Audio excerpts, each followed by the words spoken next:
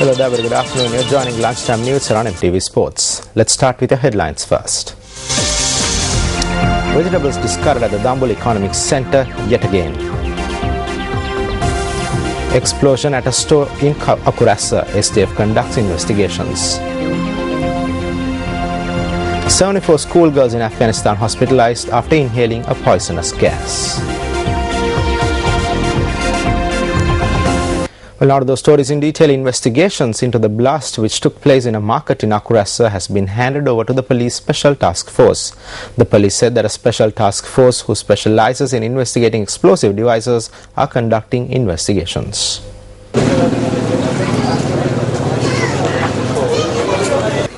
The blast occurred at around 6 a.m. in a market situated on the old Bangama Road in Akurasa.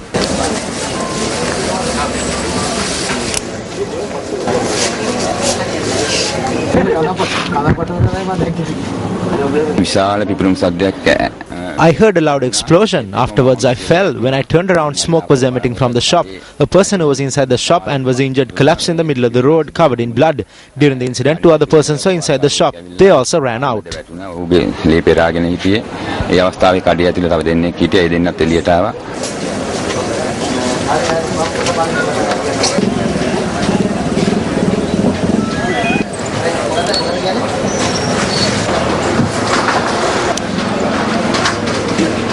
The injured have been admitted to the Mathura General Hospital. Our correspondent said that shops and houses surrounding the blast site have been damaged as a result of the incident.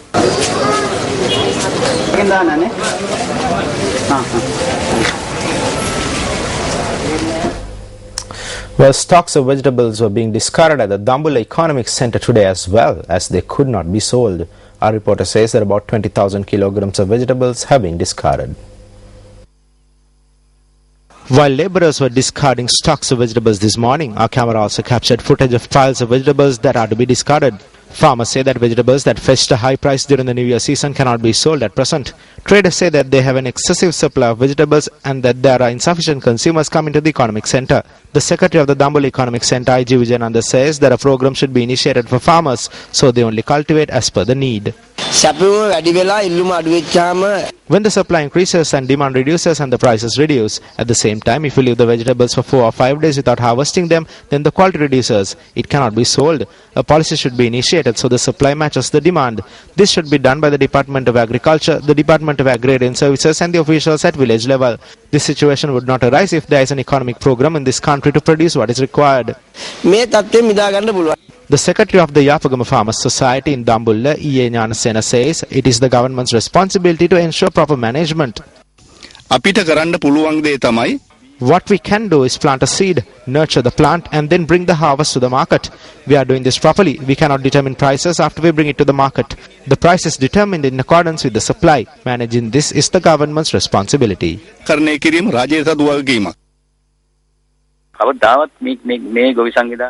These farmers' organizations never get organized and decide on how much to cultivate, no matter how much we have told them to do so. For several years now, we have been asking them to get organized in terms of production.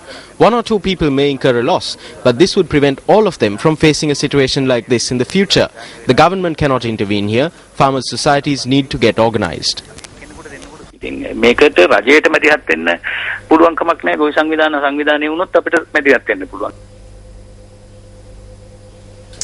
Well, former Army Commander Sarath Fonseca, the leader of the Democratic Party, says that there persists in the country at present a form of terrorism more dangerous than the terrorism that exists in the north. He made this observation at an event held in Gampaha yesterday.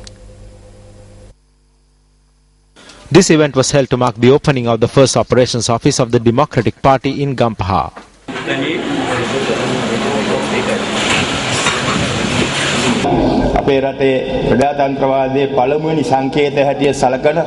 Human rights, which are accepted around the world as the first symbol of democracy, do not exist in our country. Today you are hearing of incidents of murder and various forms of abuse. Today there persists in our country a more dangerous form of terrorism, fear and suppression than the terrorism that existed in the north. This has been initiated by our own leaders. If they are close to the rulers of the country, then they can commit any crime, even a mass killing, and they will be protected by the law.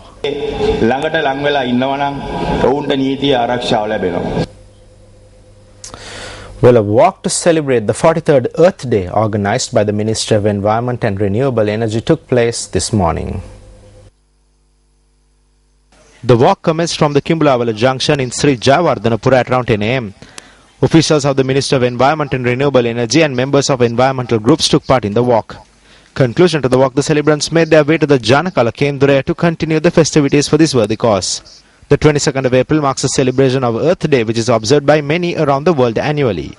The theme for Earth Day 2013 is Face of Climate Change. 3-point pressure on the public. Can you bear the electricity tariffs? Should electricity tariffs be reduced immediately? If your answer is yes, then type news space Y. Or if your answer is no, then type news space N and send to 7788.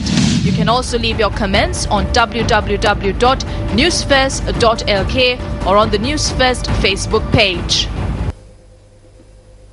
Well, the Health Service Trade Union Alliance says that there is a shortage of essential drugs at the Maharagama Cancer Hospital. The convener of the Trade Union Alliance, Samman Ratnapriya, says that there is a shortage of 4 drugs used to eradicate cancer. The Maharagama Cancer Hospital does not have a number of drugs that are used to eradicate cancer. At the same time, there is a shortage of a number of drugs that are given to cancer patients for diseases that can arise as a result of cancer. The hospital does not have the Neucogen injection given to cancer patients who have a low blood count. They do not have the albuterol solution either. It is not only drugs, there is a shortage in surgical equipment as well. Well, however, Dr. Kanishka Karunaratne, the director of the Maharagama Cancer Hospital, says there are no such problems at the hospital. This information is false. There was a drug shortage for several weeks. However, we have addressed this shortage and all drugs are available at the cancer hospital. There is no shortage in surgical equipment either. Well, a female corpse was found floating off the Sinnapalamunai beach in Addala, Chennai this morning. A group of fishermen in Sinnapalamunai had discovered the body while setting about their work this morning. The fishermen had brought the body back to land and had informed the police. The Akkarepattu police say they have commenced investigations.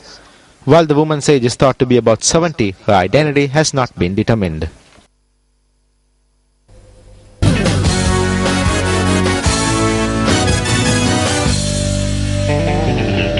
Well, Spanish rookie Marc Marquez outdueled Repsol Honda teammate Daniel Pedrosa to win the Grand Prix of the Americas in Austin, Texas, becoming the youngest ever winner in the MotoGP Premier class.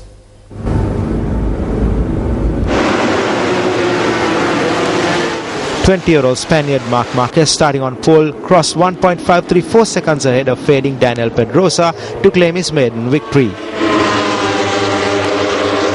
Spain's double world champion Jorge Lorenzo, winner of the season opener in Qatar 2 weeks ago, was a distant third in 3.381 seconds back.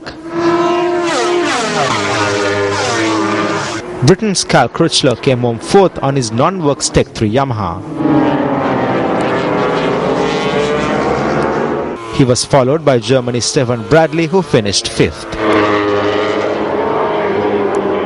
Italian great Valentino Rossi, back on a Yamaha as Lorenzo's teammate after 2 years with Ducati, was sixth.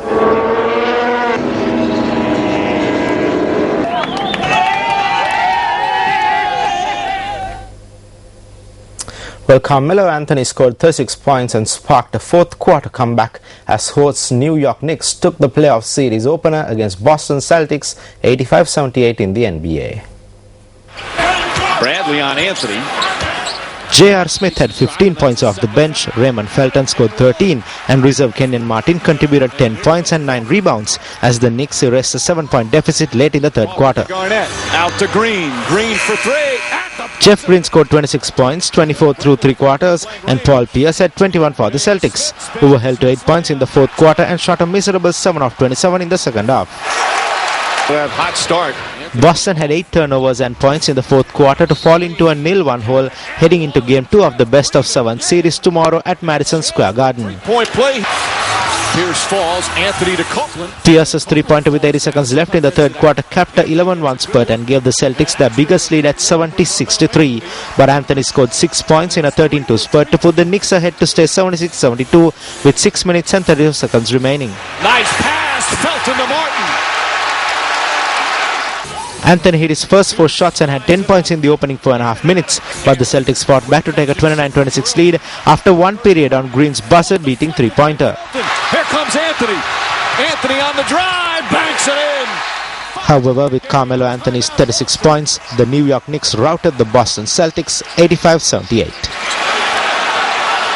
3 to shoot. Anthony. Two-pointer is good.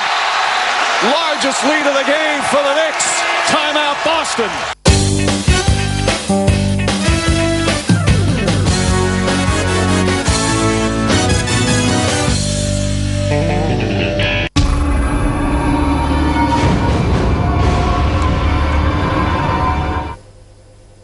Well, Tom Cruise's post-apocalyptic thriller Oblivion earned more than $38 million to beat baseball movie 42 in weekend ticket sales in the US and Canada.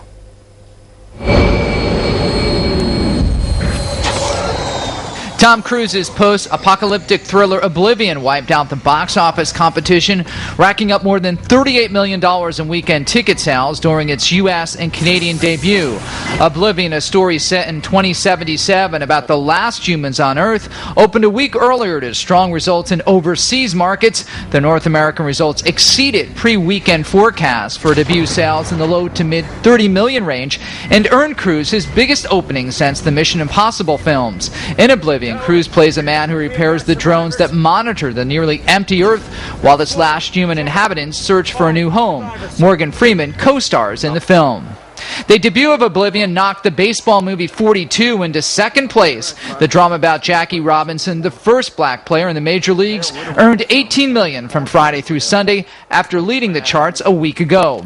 In third place, the animated Stone Age comedy The Croods earned $9.5 million during its fifth weekend in theaters, according to studio estimates.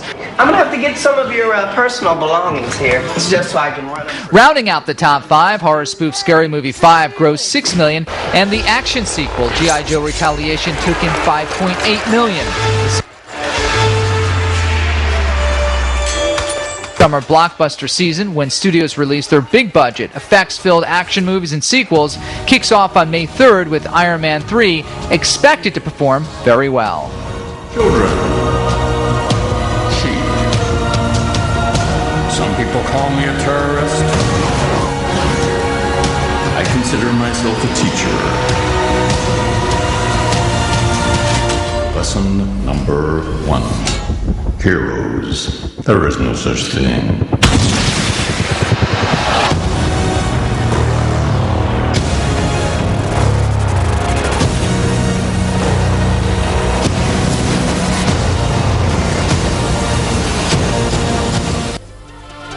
Well, that concludes our lunchtime news bulletin for this afternoon. I'm Aaron Rajaratnam for News First.